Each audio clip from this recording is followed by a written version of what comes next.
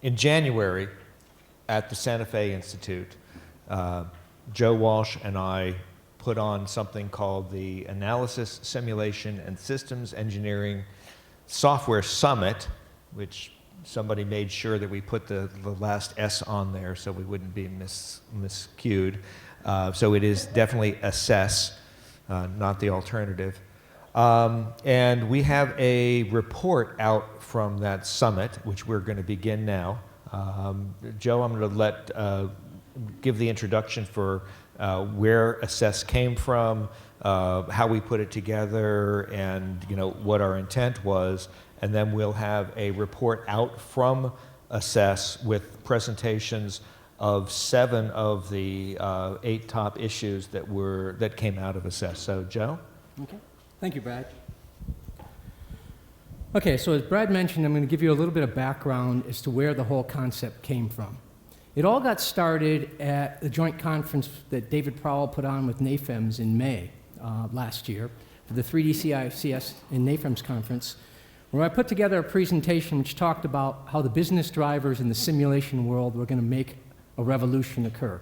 And it was no longer a let's just progress along nicely with the next functionality. An evolution wasn't possible anymore. So the concept behind it was I actually put together a little diagram, block diagram, showing breadth of applicability in business value, showing the changing role. The presentation was about the changing role of simulation over time. And so we started talking about how simulation started doing failure analysis. It had a reasonable breadth, reasonable value, and it grew to design validation, bigger value, bigger breadth, grew to design decision support. Wow, we were actually helping drive decisions. Then to true design drivers, or design space exploration, this sort of thing, really starting to deliver value and really starting to investigate designs. Then systems engineering. Wait a minute, we're tying this whole into the whole process and a whole system, and we're really starting to get some applicability. And then the next stage of the presentation said, all those drivers are technology-based.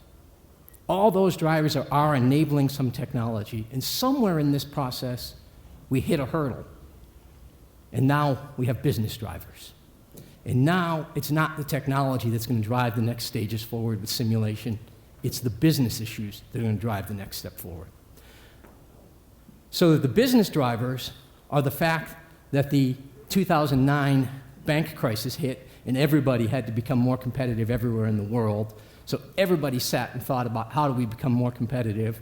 And things came out like innovation, reduced costs, risk management, and basically simulation is a key enabler of every one of those key strategic initiatives. So all the companies that are thinking about doing more competitive business are all thinking about how do we grow the simulation.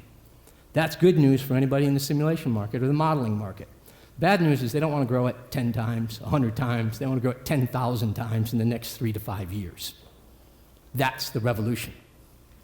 So simulation is the key enabler and is recognized by CFOs as the key enabler for competitiveness. So now it's no longer a technology driver, it's a business driver. So wow, what we said is with all this, we should be finally looking at the S-curve instead of the nice, we've had 10, 15% growth for years in the simulation world, but we should be looking at this S-curve. We should be really taking off. So we worked with Peter and his team at Intrinsic. We got data from Kambashi, and we mapped in the real data, assuming where we were on this curve. That doesn't look like it's an inflection point, so what's going wrong? What's happening? The demand's not going away. The business drivers are going to force us, but there's some reasons why we're not there yet. So we need to have a revolution occur in how we deliver this technology. It needs to be fit for purpose, it needs to be smart, and it needs to be integrated, and it needs to be a new word that I coined called transparent. So that we need to be, simulation as a market needs to disappear in order to meet the business needs. So, at the end of my presentation, Rod Dreisbach from Boeing made a comment that said, he said a few things, and at the end he said, we should have a separate conference on this topic itself. So, Brad and I had lunch, to which the result was, let's start with a summit, because we thought that was a good idea. So several discussions and emails and phone calls later, the Assess Summit was born. And when we planned the summit, the key was getting the right attendees in the venue. The initial list that we came up with of who were the key right people who need to be there is about 200 people. Can't do a summit with 200 people. We figured out that 40 was about right, and we found the Santa Fe Institute was the right place, but because we had only 40 available, there were several people that I have to apologize for that we could not invite to the summit because there were several qualified people who were not able to attend. But we did appreciate that we got an excellent group of people who were able to attend, who were real thought leaders and real contributors in the industry and industry veterans. We had a good mix of end users, industry analysts, software vendors. We tried to get actually a mix of various different people so we can get all the different perspectives. So we tried to cover all the different aspects. So the actual summit occurred January 8th to 9th. So on January 8th, we had our reception dinner, and the 9th, we had an opening ceremony and a kickoff address from Dr. Richard Riff, who's here, and if anybody wants to see an interesting presentation, have him show you that kickoff that he did. And then we did an open discussion about the issues that we had before us, and then we did a breakout into work groups. Then we came back and did a plenary session where everybody from the work groups was able to pick their key priority items, and then the whole group voted on it. And that was interesting, to say the least. Those who were there will laugh at me. It was a rather interesting session. The work group split off was one where there were X number of groups based on the issues that were raised, and when they were split into the group, you had to pick that, and if that group was filled, you had to pick a different one. And then when everyone got set aside, we came back, everyone presented their issues, and we all went up and voted on all the different particular issues, and then we collected the highest voting issues. And what we want to do at COFES is share the results to a broader audience, is the first thing we want to do, and that's what this session is about and the next presenters are going to be doing. And then we also want to discuss the next steps, and there's a roundtable on Saturday to discuss exactly that. So we want to talk about how we move forward with this, with the summit being the first step. This is not intended to be the result. This is a first step on a 10,000-mile journey. We're trying to make a huge difference in the industry. We're not going to make it with one activity. So the key issues from the summit that came out was design-centered workflow, and Keith Mencius is going to be giving us a presentation on what the group came up with as those key issues. Ease of use and usability, and Malcolm Panteke is going to be giving us a presentation on that. Pre-CAD analysis and optimization that Steve Levine is going to be giving on behalf of Dipankar Chowdhury. And people say we don't cooperate in this industry. Wait a minute, this is Steve Levine from Simulia helping present the work from Dipankar Chowdhury from ANSYS. That was the difference that this summit did. The group, Steve was in the group I was in when we broke off. We had representatives from CD Adapco, from Siemens, from Simulia. Jay Leishauer was in there with us. And so we had a very diverse group, truly competitors sitting there talking constructively about how the industry can move forward. We're also going to talk about the impact of web and cloud and mobile, and John Hirschtick, well, I think he can probably talk to us about that. Then Mark Halpern is going to talk about knowledge capture and reuse, and I think about strategic use of simulation. And then Steve Coy and Hubertus are going to talk to us about, and I didn't try your last name, Hubertus, I'm smarter than that. They're going to talk to us about the ability to combine heterogeneous models and a systems approach. So how do you actually get the systems engineering world that's going on and is growing so rapidly to talk to the three-dimensional simulation and analysis world? How do we get all this to work together?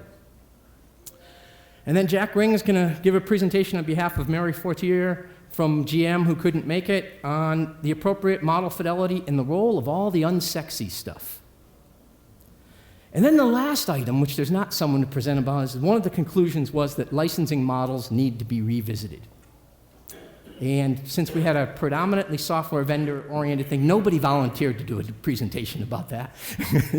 But there was an acknowledgement and a recognition that this needed to be addressed. And that will be something we're working on together, but there's no presentation. So now comes the fun stuff. We're going to move from my computer that Joe presented on to Joe's computer that has all of the presentations on. And while we're doing that, first up will be Steve Levine. Where are you, Steve? There. But while Steve is getting ready and we're switching computers, I want to talk a little bit about the process that we had at the summit. You come on up. We sat, and each one of the ambassadors to the summit had 2 minutes to table items for discussion.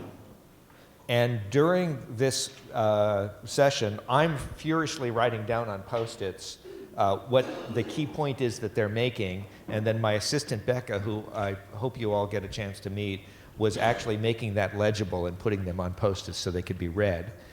And then at the end of this process, we had 104 items that had been tabled, because the rule was if somebody had tabled an item, you couldn't bring up the same subject in a different way. So we had 104 different items that were tabled, and we broke them down and we started putting them on a whiteboard, and they fell naturally into 5 discrete areas. One was about ease of use and learning. One was about specific business issues. There was one on the systems engineering side of the equation. There was one on technical analysis. And then the one that I sat in on was looking forward for what is coming down the horizon. Then after several hours of debate and arguing, the group had to decide and put on big Post-it notes. This was a Post-it note summit. On big Post-it notes, carry back. Bob Daragish presented from our group the key takeaways that the group, the breakout group, thought needed to be addressed. So each of those 5 groups brought anywhere from 3 to 6 items up, presented them to the plenary, and then we had a discussion among us on the items, and then we did a post-it voting. Everybody was given 5 Post-its, or 7 Post-its, I think, because that's how many we had left. And you could put a Post-it on each idea you wanted to invest in. And if you wanted to, you could put 2 or 3 on. And in the end, we counted the number of Post-its and got a weighting of which was the most important. And then we had another debate about which of the things that got votes were similar enough to one another that we wanted to combine them. But what was interesting is that there were 8 items that rose to the top. So that was the first thing. The second thing that was really interesting was that there were some things that should have been on the top that weren't. And we had a discussion about that, and it was observed that some of that voting was, and some of the results were due to the actual weighting of people that we had here and the number and weighting of vendors. So what we have, one of the next step is to take those 27 items that were brought and presented back, clean them up, and present them to larger and different groups to see what they think about the importance and weighting of that. And that is on our table of other next steps to do. And with that, we are ready to go.